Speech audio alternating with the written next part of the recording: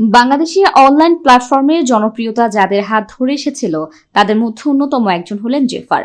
দেশের প্রথম ইউটিউবার হিসেবে সমাদৃত হন তিনি। আইকনিক স্টাইল ও মৌলিক ইংরেজি গান দিয়ে বেশ পরিচিতি পেয়েছিলেন তিনি। 2010 সাল থেকে বিখ্যাত সব ইংরেজি গান কভার করে শোরগোল ফেলে দেওয়া জেফার ধীরে ধীরে পৌঁছে গেছেন জনপ্রিয়তার শিখরে। বর্তমানে স্টেজ শো মানেই জেফারের গান। স্বকীয় গায়কী আর ফ্যাশন স্টেটমেন্ট দিয়ে সহজেই সবার থেকে আলাদা হয়েছেন। মিউজিক বাদেও জেফারের সবচেয়ে আকর্ষণীয় পার্ট হচ্ছে তার চুল।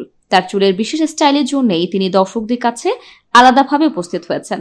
এককালে এই চুলের স্টাইল নিয়ে শুরুর দিকে প্রচুর হাসাহাসি শুনলেও এখন সেটাই আবেদনময়ী ফ্যাশন। সেই 2010 সাল থেকে তার প্রতিটি অ্যালবামে বা মিউজিক ভিডিও থেকে শুরু করে ফ্যাশন উইকের র্যাম্পে হাঁটার সময়ও চুলে থাকে তার সেই আইকনিক স্টাইল। বিশেষ এই স্টাইল যেন তার একটি সত্তা হয়ে দাঁড়িয়েছিল। কখনো স্টাইল ছেড়ে নতুন লুকে ধরা দিতে পারেন তা যেন ভুলেই গিয়েছিলেন দর্শকরা। কিন্তু সবাইকে তাক লাগিয়ে এবার সেই আইকনিক স্টাইল থেকে বেরিয়ে এলেন তিনি। জট বাঁধানো চুলের স্টাইল ছেড়ে একদম সাধারণ বাঙালি মেয়ে হয়ে ধরা দিয়েছেন জেফার। গান ছেড়ে একদম অভিনয়ের দুনিয়ায় পা রেখেছেন তিনি, তাও আবার স্বনামধন্য নির্মাতা ও অভিনেতার সাথে। যদিও তার অভিনয়ে আসার যাত্রাটা সহজ ছিল না।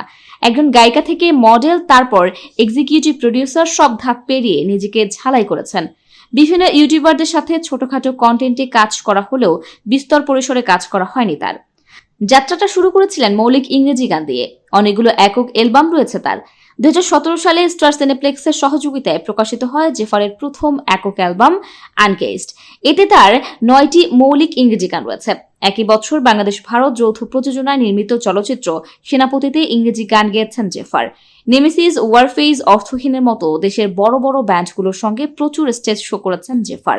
রক ও পপ ঘরানার ইংরেজি গান গাওয়ার জন্য তার পরিচিত হলেও একাধিক চলচ্চিত্রে বাংলা গানও গেয়েছেন তিনি। ওয়েব সিরিজেও গেয়েছেন বাংলা গান। 6টি ক্যাটাগরিতে জাতীয় চলচ্চিত্র পুরস্কার জয় করা ন ডরাই সিনেমার হারবো না শিরোনামের আলোচিত গানটি জেফারের গাওয়া। এছাড়া এই সিনেমার এক্সিকিউটিভ প্রডিউসার হিসেবেও কাজ করেছেন তিনি। ট্রেসেমে বাংলাদেশ ফ্যাশন উইক 2020-এ র্যাম্পের মঞ্চ মাতাতেও দেখা গেছে জেফারকে। সম্প্রতি তার মিউজিক ভিডিও ঝুমকা দেশ ছাড়িয়ে বিদেশেও সমাদৃত হয়েছে। তার হুক স্টেপে ফেসবুক, টিকটকের মতো সোশ্যাল মিডিয়াগুলো এখনো সরগরম। গানের জগতে সফল পদচারণার পর এবার অভিনয়েও নাম লেখালেন তিনি।